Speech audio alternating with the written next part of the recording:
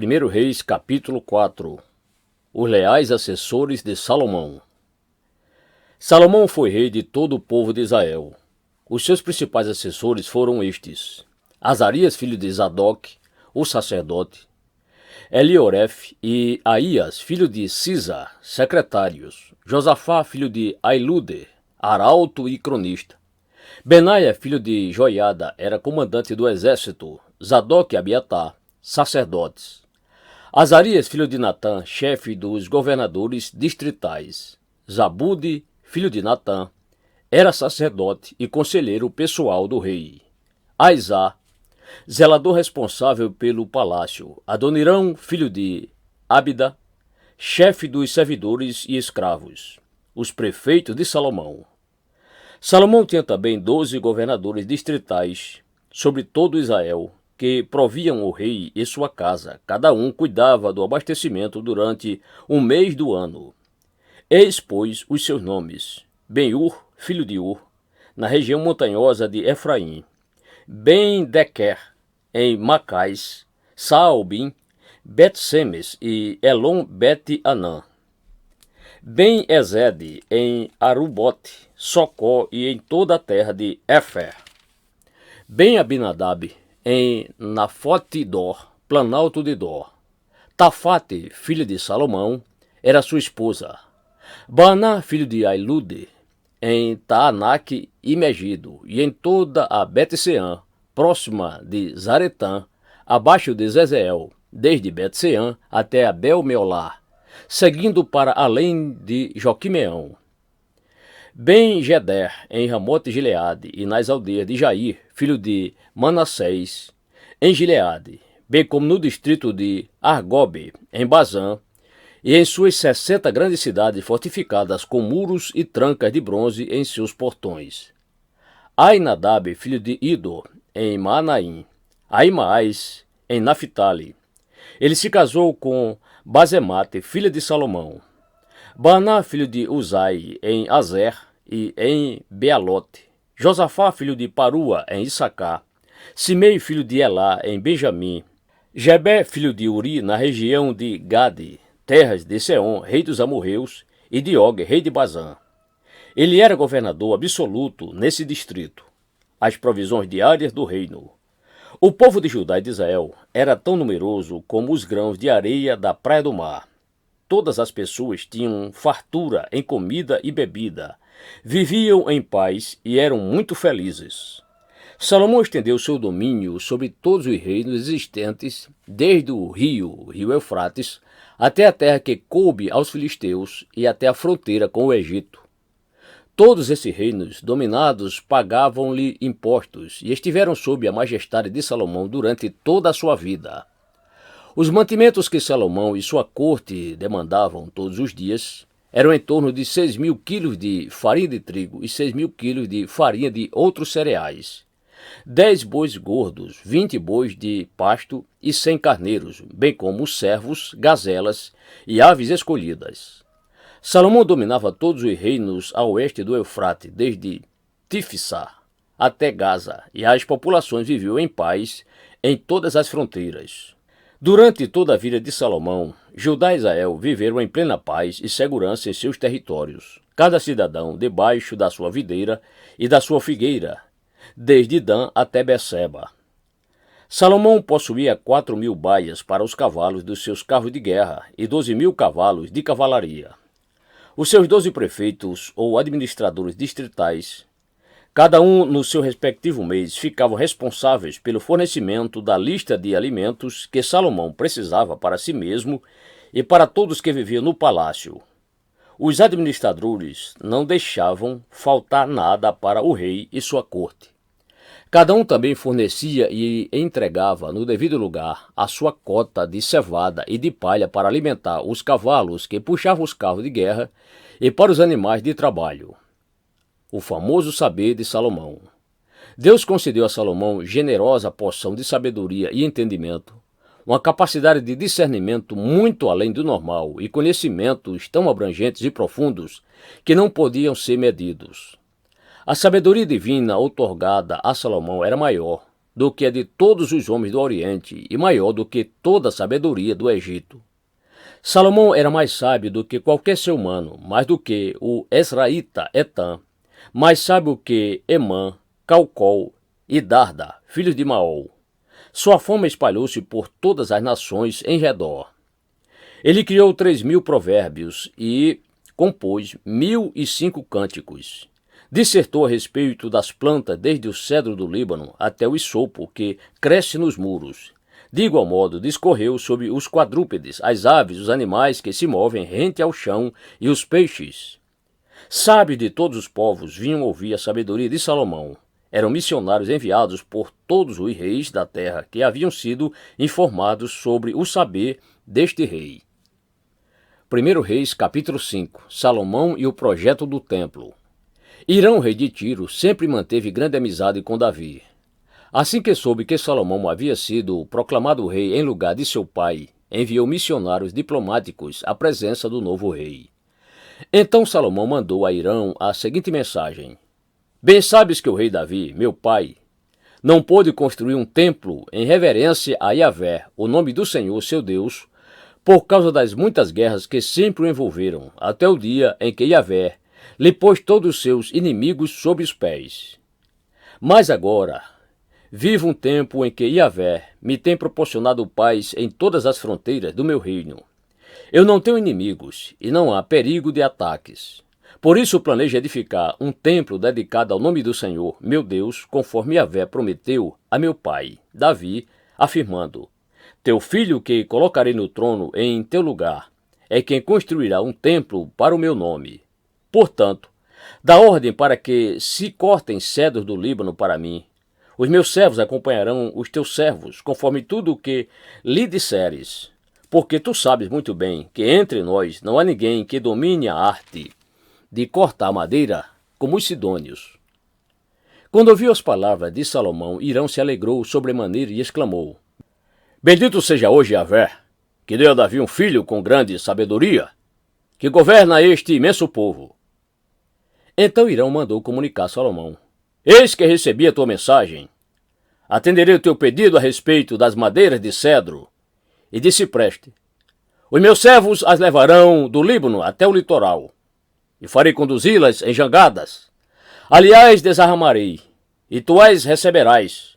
Em troca, tu atenderás o meu desejo, provendo o meu palácio e minha corte de mantimento. Assim Irão passou a fornecer toda a madeira de cedro e pinho que Salomão desejava. E Salomão entregou a Irão todos os anos cerca de 2.000 toneladas de trigo e 400.000 litros de azeite de oliva puro, para alimentar todas as famílias que viviam em seu palácio. E Yahvé, pois, concedeu generosa porção de sabedoria a Salomão, como lhe havia prometido. E houve paz e entendimento entre Irão e Salomão, e os dois firmaram uma aliança entre si: o corte da madeira e das pedras. O rei Salomão arregimentou 30.000 trabalhadores escravos de todo Israel e ordenou que fossem para o Líbano, em grupos de 10.000 por mês, e eles se revezaram. Passavam um mês no Líbano e 2 em casa. Instituiu Adonirão como chefe sobre eles. Salomão também mandou à região montanhosa 80.000 homens especializados no corte de pedras e 70.000 homens para transportá-las. Ele colocou 3.300 capatazes que tinham a responsabilidade de supervisionar a obra e comandar os trabalhadores. Obedecendo às ordens do rei Salomão, eles cortaram grandes blocos de rocha de ótima qualidade, a fim de servir de alicerce de pedras lavradas para o templo. Os construtores de Salomão e de Irão e alguns cidadãos de Gebal, Biblos, cortaram e prepararam a madeira e as pedras para a edificação do templo. 1 Reis, capítulo 6. A construção do templo.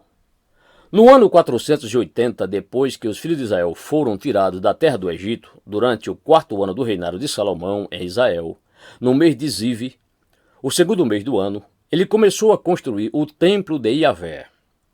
O templo que Salomão edificou e consagrou a Yahvé tinha 27 metros de comprimento, 9 metros de largura e 13 metros e meio de altura. O pórtico, a sala de entrada do santuário, tinha a largura do templo, que era de 9 metros, e avançava 4,5 metros à frente do templo. Ele mandou fazer janelas de treliças fixas para o templo.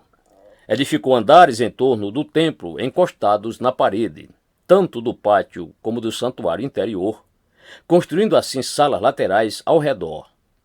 O andar térreo tinha 2,70 metros e o terceiro andar tinha 3,15 metros. Ele orientou que se produzisse saliências de apoio nas paredes externas do templo e, por esse motivo, não foi preciso perfurar as paredes. Na edificação do templo só foram usados blocos cortados e preparados nas pedreiras, para que assim, durante os trabalhos de construção, não se ouvisse o barulho de martelos, machados ou qualquer outra ferramenta. A porta para as salas laterais do meio estava no lado direito do templo e havia escadas espirais para subir ao andar do meio e deste ao terceiro. Deste modo, ele construiu e terminou o templo, ordenando que o cobrissem com vigas e tábuas do melhor cedro. Também edificou e concluiu salas ao redor de todo o templo, e cada sala tinha 2,25 metros de altura, e elas estavam ligadas ao templo por resistentes vigas de cedro.